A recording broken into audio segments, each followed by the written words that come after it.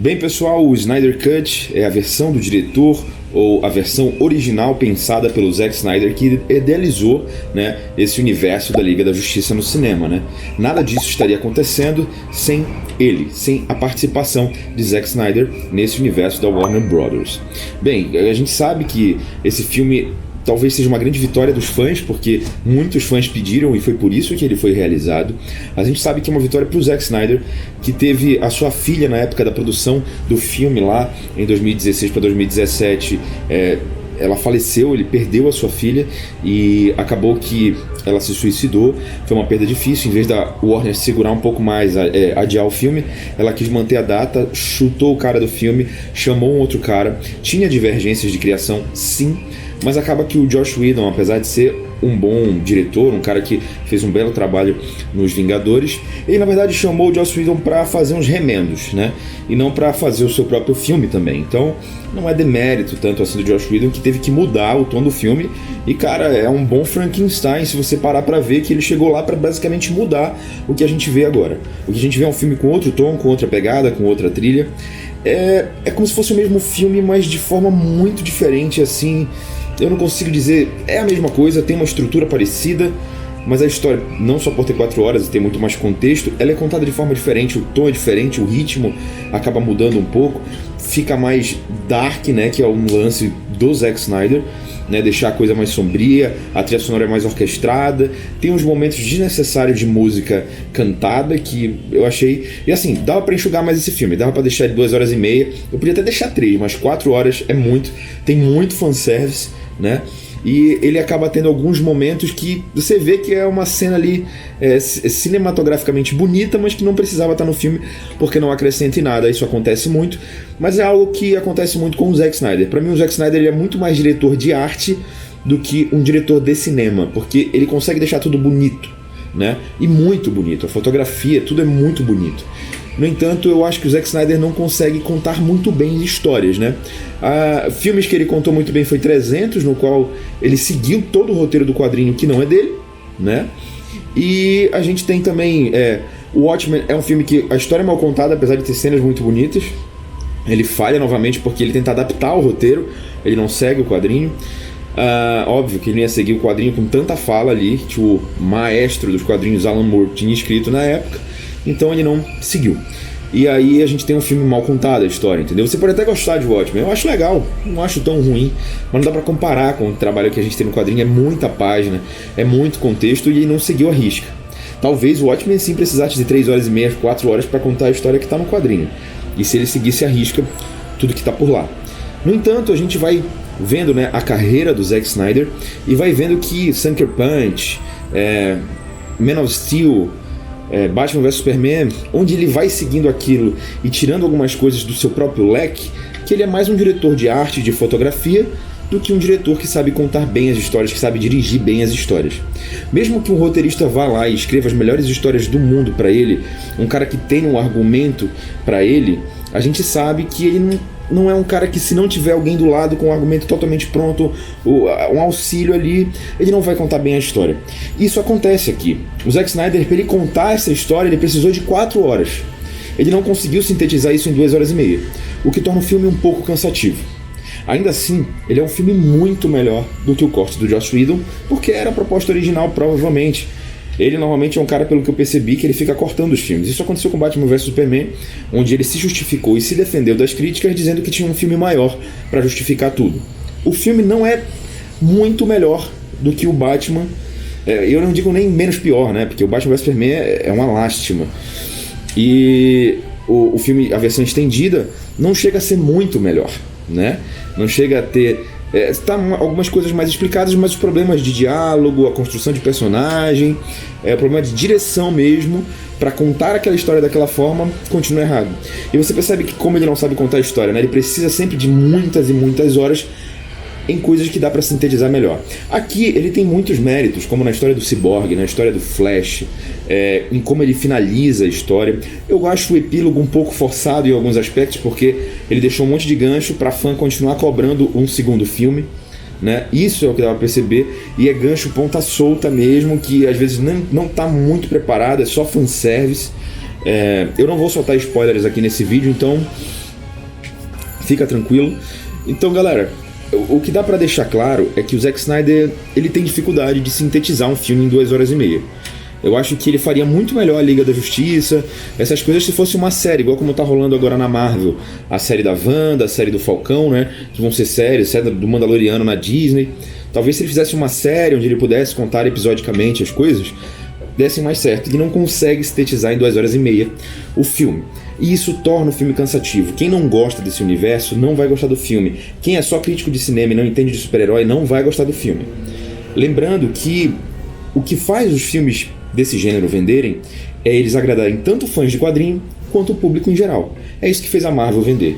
Então não adianta a galera ficar cobrando o estúdio para ir pro cinema, porque isso virou TV e ganhou mais ali uma grana para sair, porque já era um filme meio pronto, onde ele ia ter que fazer só uns acabamentos.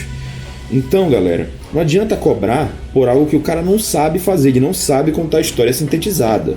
Entendeu? Ele tem essa dificuldade.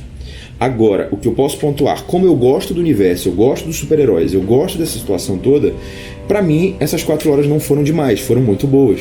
Eu gostei do contexto. Em algum momento eu achei enfadonho, eu achei que realmente estava ficando cansativo, né? Principalmente no primeiro ato e até a metade do segundo. Daí pra frente, pro final do filme, começa a ficar mais urgente e a gente começa a gostar. O ato final é o melhor ato do filme, ele construiu bem a luta do final ali, e eu acho que o Darkseid foi muito bem colocado no filme. O Darkseid pra mim é uma coisa que já deveria ter no primeiro, porque a forma que ele entra dá aquele senso de urgência, né? Mas como um primeiro filme de um ato muito maior, que provavelmente pode ser uma guerra contra o Darkseid, é um filme muito longo, cara. Imagina qual vai ser o tamanho da guerra, entendeu?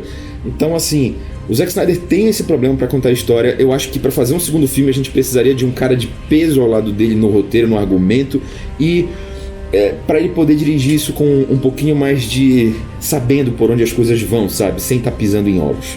Porque parece que tá com uma estrutura de seriado, tanto que isso ia ser lançado como seriado. E no final virou um filme. Só que não é como O Senhor dos Anéis. Quando você vê o último ato do Senhor dos Anéis, O Retorno do Rei, é um filme que tem 3 horas e 40 por aí. Ele chega a quase bater as 4, tá? Então, assim, se você for ver tudo lá, o que acontece é que vai acabando o filme e você não percebe que acabou, você quer mais, você chora porque acabou aquele universo. É muito diferente com o Snyder Cut. Em um certo aspecto do momento, do meio do filme, você está muito cansado.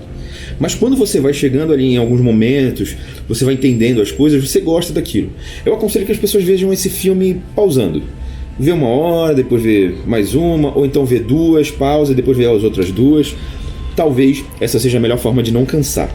Porque ele é devagar, ele demora a acontecer, tudo tá muito explicado. Isso é bom porque é muito personagem, então para construir eles assim, sem ter outros filmes, que é algo que a Marvel fez. Essa é a grande diferença. A Marvel fez vários filmes pros personagens para construir eles com calma, né, e ir colocando eles nesse universo.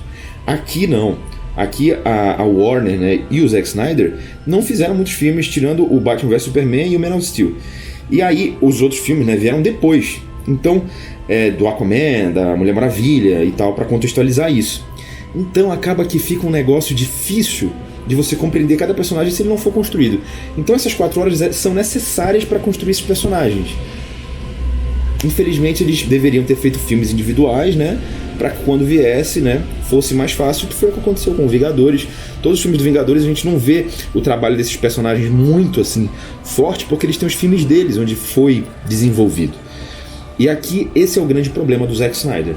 Ele tem dificuldade de desenvolvimento, é um cara que não consegue sintetizar nem o próprio enredo ali, e aí acaba dando isso.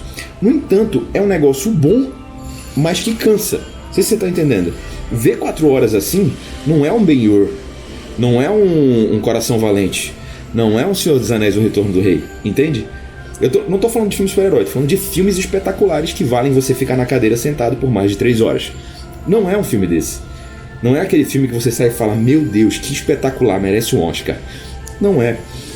Então é bem difícil ficar esse tempo todo sentado. No entanto, é um corte melhor, para quem gosta de quadrinho é uma solução melhor. O Zack Snyder, na minha opinião, se superou. Ainda assim, ele tá contando a história com todas essas 4 horas muito melhor do que ele contou em Man of Steel, Batman vs Superman. Eu acho que aqui ele sintetizou melhor o que ele queria. Sintetizou não, ele contou, porque sintetizar ele não sabe. E o filme é bom, eu acho que é um bom filme. Não chega a ser espetacular, não acho ele um gênio, eu acho ele um cara que sabe construir baitas cenas cinematográficas, fotografia, deixar um negócio bonito. Mas definitivamente esse não é o melhor filme de super-herói, não bateu ainda Vingadores, a comparação é direta. Eu sou um cara decenalta, meus quadrinhos favoritos são da Liga da Justiça e não dos Vingadores. Leio quadrinho desde jovem, desde muito jovem, o que faz tempo.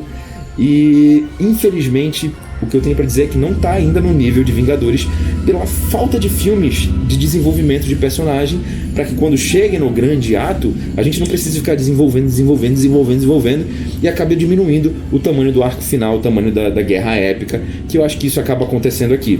Ela tem quase o mesmo tamanho da outra, com uma ou duas cenas a mais. E isso é um pouco triste porque a gente espera um pouquinho mais. Eu não acho tão épico assim. O arco final ele é muito bom, ele é bem executado aqui, mas ele poderia ser bem melhor, com muito mais cenas de ação. O Batman, pra mim, é a principal crítica desse filme, e isso vem desde o Batman vs Superman.